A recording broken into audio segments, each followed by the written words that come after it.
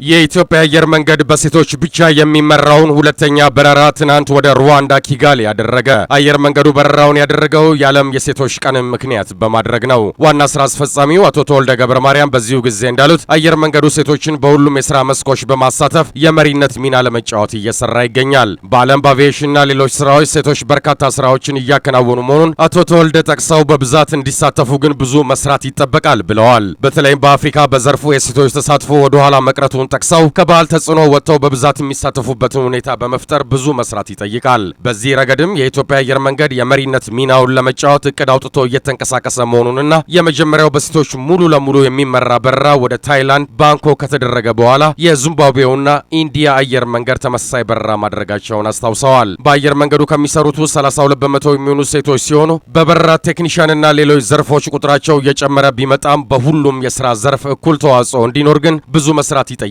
ነው ያሉት። በሁለተኛው የእድገትና ትራንስፎርሜሽን ዘመንም የሴቶችን ተሳትፎ ወደ 50 በመቶ ለማድረስ እየተሰራ መሆኑንም ጠቁመዋል።